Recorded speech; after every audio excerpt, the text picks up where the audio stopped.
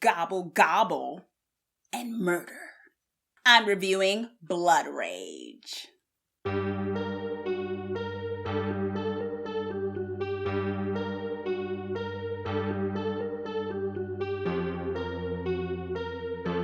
Hey Twisted people, it's your Twisted Girl next door here, Chauncey K. Robinson, and today I am reviewing the 1987 film Blood Rage. Now you may be wondering, why am I reviewing a film from 1987? Oh my gosh. But it's part of my reviews that are giving some horror love to Thanksgiving, or should I say Thanks-killing.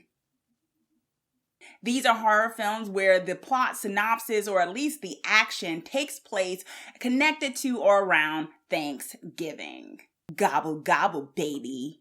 I know there's always the allure to jump right over to the Christmas horror films because there's just so many. Oh my gosh, I'm super excited for them. But I figured I'd show Thanksgiving a little love and watch some horror Thanksgiving movies, while letting you know what you might want to look at or avoid completely if you're looking for some horror fixings for your Thanksgiving meal.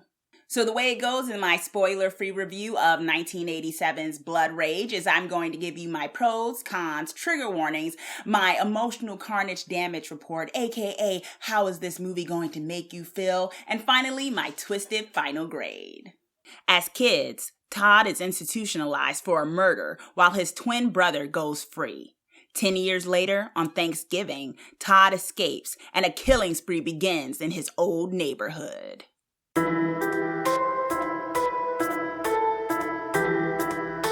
So a fun fact about this film is that for its theatrical release, it was originally titled Nightmare at Shadow Woods. And then when it was later released to home video, it was then retitled to be Blood Rage. But in the opening credits, it was confusingly called Slasher. I think it's kind of fitting that the movie title kind of has an identity crisis, given the fact that you're throughout the movie trying to figure out which twin is which and who's doing the killing. This movie is very 80s, and I love it. I think the great thing about this film is that it totally embraces all of its 80s goodness, from the opening scenes, from the tropes, from the music, from some of the content of teenagers making out and all that good stuff that comes in 80s slasher films. And it really does a good job of embracing it in such a fun, gross, gruesome way. So if you're looking for some 80s slasher fun, then this is definitely the movie that will quench your thirst. It has really, really good kills in it. I mean, it's some of them are a little over the top when someone's hand gets chopped off or their head falls and splits open and things like that. It's kind of gross. It's kind of gruesome. It's kind of in your face. They don't hold back. Funny enough, talking about the history of this film is that when it was theatrically released, they kind of toned down the gore.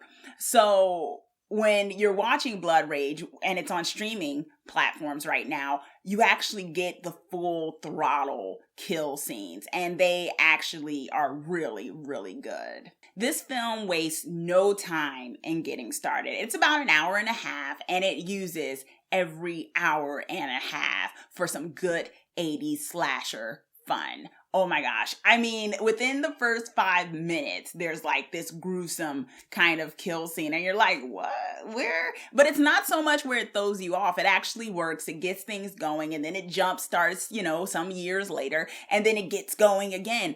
But not enough to the point where it's like you're totally confused or you felt like it didn't build up to that moment. It actually all works for a cohesive storyline where you don't feel like you're just kind of thrown in without any kind of backdrop whatsoever. This movie is also very weird in a good way. I'm going to say in a good way. Like the way that they chose to make some of the characters behave and the little quirks that some of the characters have. You can tell that thought went into this. That it wasn't just like, let's just throw in a whole bunch of 80s trope characters and just like do that. Actually, it doesn't. There's a lot of things subverted in this movie in terms of like gender roles, in terms of, you know, who does the stupid stuff versus who doesn't, who you think isn't going to get killed that totally gets killed. It actually does a really good job of subverting certain tropes and certain relationships that really works for the film. So it's kind of like it has the 80s slasher trope, you know, subgenre that it's in, but it also kind of works against it in a very weird and satisfying way.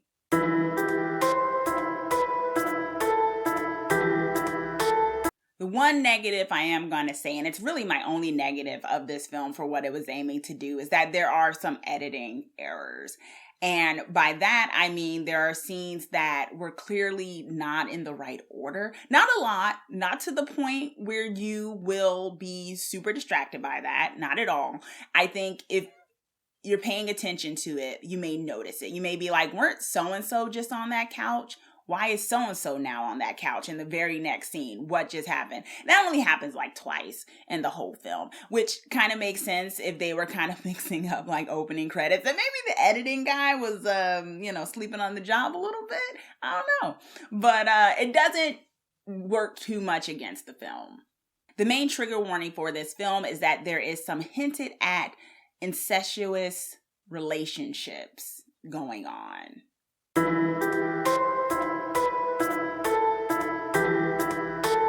The emotional Carnage damage report for this film is that it is a fun 80s slasher movie, not for the entire family. No. Don't watch this with your kids. Don't watch this with your kids. There's some butts. There's a little bit of some nakedness going on here and there. There's a lot of gore. The kill scenes are pretty graphic for 80s. You know, it's not, you know, as gross as it could be and as you have probably seen if you watch a good amount of horror films, but it's definitely more than I was expecting, to be honest, for the kind of movie I thought this was going to be. So it's not for the whole family. It may have you start thinking about your family ties, about if, you know, you have a parent that has a fave sibling or not, if you got some issues with that you're not the favorite, or maybe you are the favorite. It may, you know, dig up some past tension of the family and things like that. I don't know. That might be something. But other than that, it's just a fun 80s slasher movie. My twisted final grade for Blood Rage is B-. Okay, twisted people, so that is my spoiler-free review of 1987 Blood Rage. What did you think of Blood Rage? Have you watched it? Do you have any other recommendations for some good Thanksgiving horror fun? Please don't tell me about that movie about the killer turkey. I've seen it. I don't want to hear about that one. But if you got some other ones, let me know. Comment down below with your recommendations or suggestions. I'm totally open to them. And also be sure to subscribe so that you are the first to know when I post my videos. Thanks for watching. Let's get creepy together.